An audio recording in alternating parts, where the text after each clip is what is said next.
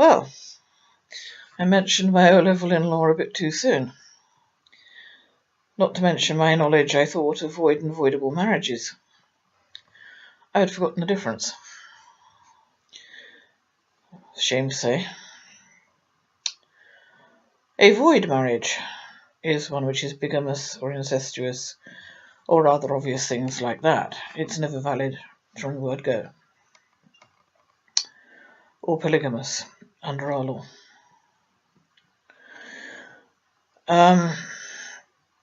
Avoidable marriage, one which can be made void, includes a fraudulent marriage, i.e. My father's marriage to Jacqueline, in which he falsified the details of his age, his father. I think that's about it, actually. Oh, he added a couple of middle initials he didn't have.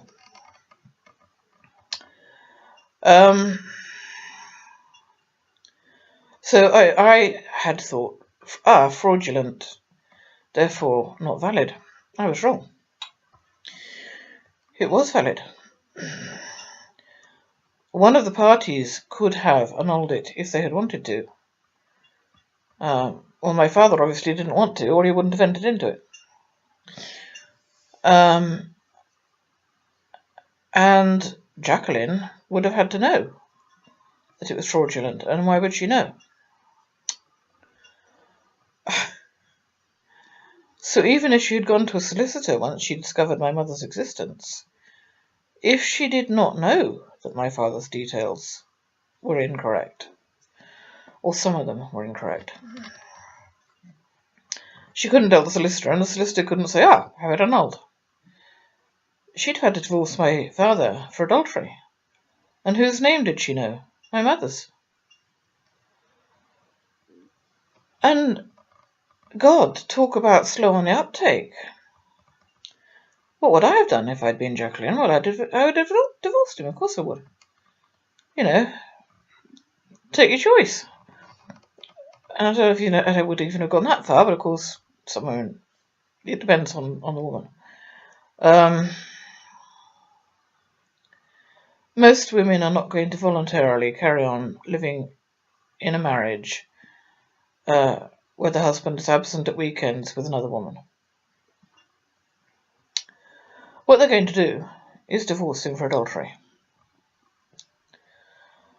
And that would mean that my mother would have been named as co-respondent sometime after 1971. Well, sometime after Jacqueline wrote the letters and proved her point in the third letter, which I was never shown. The first two letters were written off by my father as having been written by a mad woman, which of course I didn't believe, and I doubt my mother did either. And inasmuch as I was never shown the third letter by my mother, I have always assumed that it must have contained evidence of what Jacqueline was saying. So what I suddenly have now is a situation in which my mother, at some point after 1971, it took me a year to get my divorce absolute. From the time that I approached a solicitor to the time that I got the absolute, decree absolute, was a year.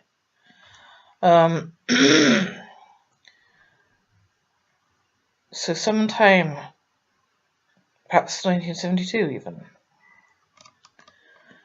or 73,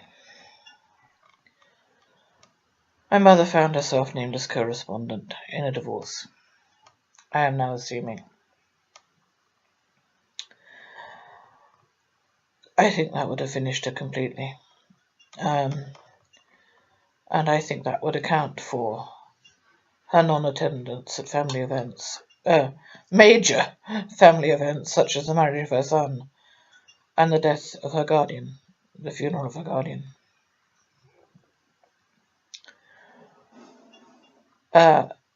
It's not pleasant to be named as co-respondent. I do know, because I was once named as co-respondent. And the joke was rather similar. I had no interest in the man who was being divorced, except as a friend. Well, a sort of friend.